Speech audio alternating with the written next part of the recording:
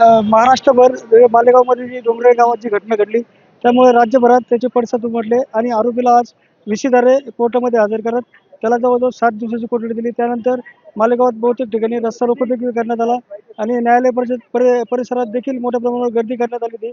आपल्याशी मालेगावातील काही नागरिक आहे आपण त्याच्याकडून जाणून घेऊ. त्याला काय सांगाल ही जी घटना घडली?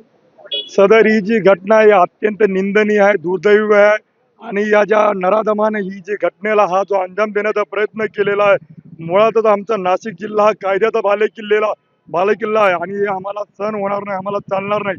आम्ही शासनाला, सन्मान्य अप्पर जिल्हाधिकारी साहेबांना व पोलीस स्टेशनला आम्ही त्यांना कळवलेलं आहे. या घटनेमध्ये या सदर आरोपीला आमच्या मालेगावला जे कॉलेज ग्राउंड आहे, या कॉलेज ग्राउंडवरती या नराधमाला जनतेसमोर फाशी द्यावी. कारण की हा जो मेसेज आहे तो योग्य पद्धतीने गेला पाहिजे. कारण की आमच्या जर माता महिला जर सुरक्षित नसेल तर काय करायचं इतर गोष्टी. पण काय सांगाल ताई? डोंगराळच्या केस बाबतीत जर म्हटलं तर सगळ्याच लहान बालकांवर आता सगळ्यांचा दहशत बसलेली आहे.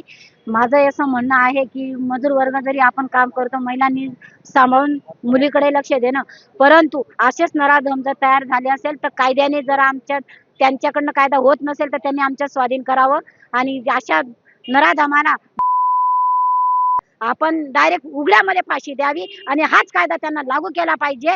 म्हणजे इथून पुढे असा नराधम पैदा होणार नाही. हा महिला मंडळातर्फे पुन्हा महिलाकडून, माता भगिनीकडून हा माझा संदेश सगळ्यांना पोहोचवणं करते.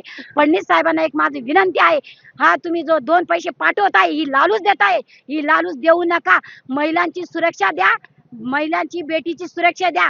हेच आमचं खरं संरक्षण आणि हीच आमची खरी भाऊबीज. हेच तुम्हाला सांगणं आहे.